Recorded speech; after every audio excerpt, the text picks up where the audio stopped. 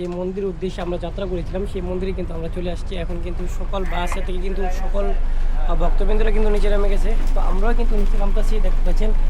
আমরা যদি নিচে নামবি এই বাস দিয়ে কিন্তু আমরা আসছিলাম, আর আমাদের ভক্তবৃন্দরা কিন্তু এখানে আছে। আর এটাই কিন্তু মন্দির প্রাঙ্গণ। তারপর বউরা কিন্তু মাইক নিয়ে একা দেখতেছে। আর আমরা যদি মন্দিরের আপনাকে আকৃতি করে দেখানোর চেষ্টা করে, দেখতে পাচ্ছেন এখানে যে হরিচাঁদ ঠাকুরের যে আশ্রমটা আছে সেটা দেখতে পাচ্ছেন, এবং অন্য একটা বাস কিন্তু এখানে আসছে। আর এটা কিন্তু এখানে থাকার জন্য জায়গা। আর আমি যদি মন্দিরের আকৃতিটা আপনাকে দেখানোর চেষ্টা করি, এখানে দেখতে পাচ্ছেন যে মন্দিরের আকৃতিটা আপনি উপরে যদি লক্ষ্য করুন, দেখেন আমাদের ভক্তবৃন্দরা কিন্তু এখানে আসছে। আর আপনি মন্দিরের আকৃতিটা দেখেন, এখানে কিন্তু গম্বুজ চার কোণার কিন্তু চার কোণারে কিন্তু চারটা গম্বুজ আছে।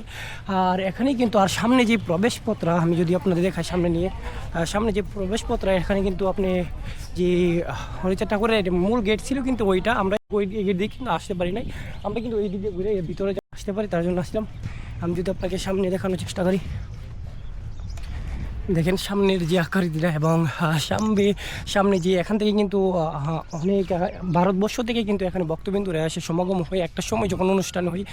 এখন কিন্তু অনুষ্ঠান নয়, তারপরে কিন্তু এখানে দেখতে পাচ্ছেন নিরালা, তারপর সুন্দর একটা দৃশ্য।